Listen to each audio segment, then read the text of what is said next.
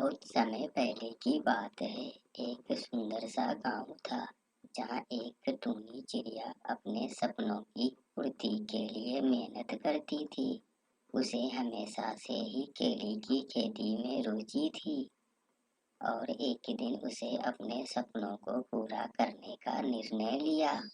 पर टूनी के पास इतने पैसे नहीं थे कि वह केले की खेती कर सके। टूनी एक रामू किसान के वहाँ काम करती थी। रामू के पास एक केले का बाग था और टूनी उसी केले के बाग में ही काम करती थी। जब रामू अपने केले के बाग को देखता है और टूनी से कहता है, टूनी यहाँ आओ, देखो तो क्या तुम्हें लगता है कि केले के बाग में पानी की जरूरत है? सभी पौधों में तो फल भी लगने लगा है। तो टूनी बोलती है, हाँ मुझे भी लगता है, अब इसमें सिंचाई करनी चाहिए। फिर रामू बोलता है, ठीक है टूनी, कल से केले के बाग में पानी देना शुरू कर दो। उसके अगले दिन टूनी केले के बाग में पानी छोड़ता है और पूरा केले के खेत में पानी देता है। फिर रामू आता है और बोलता है, क्या टूनी, पानी हुआ पूरा खेत में और कितना देर लगेगा?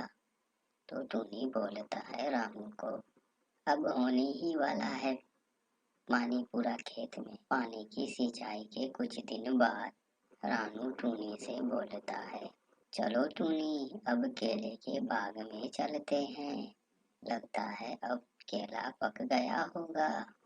तो टूनी बोलता है, ठीक है चलते हैं और जाकर देखते हैं कि क्या हाल है केले के खेत का।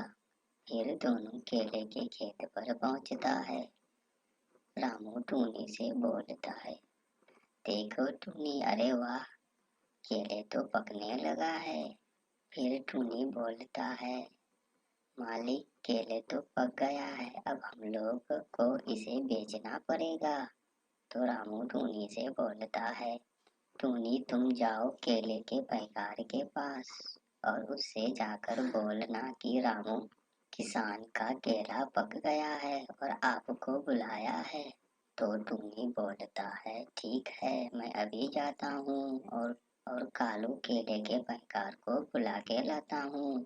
फिर टूनी केले के पैकार के पास से चले जाता है और वहाँ जाकर कालू केले के पैकार को बोलता है, पैकार जी, आपको रामू किसान ने बुलाया है, उसका केले का खेत में केला पक गया है।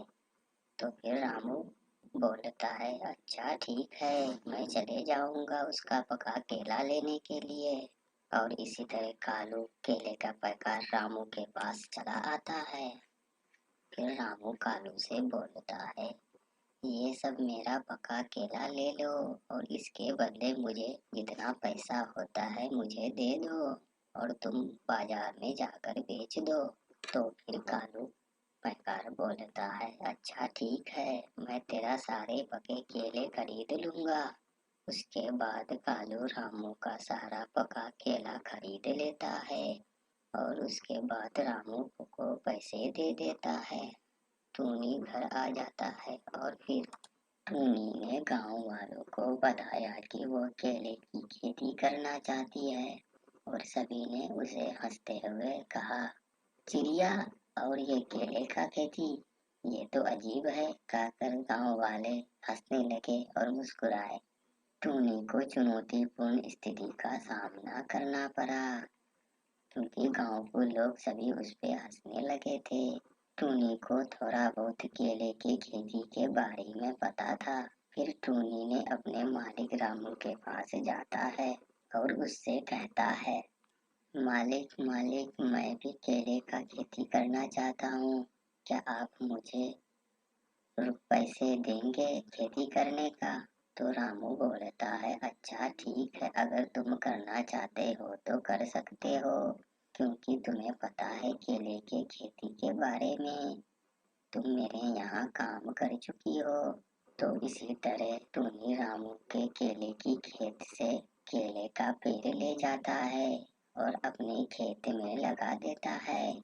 और इसी तरह टूनी अपनी इच्छा और मेहनत से भरी आंखों से किसान से सीखते हुए केले की खेती की शुरुआत करती है।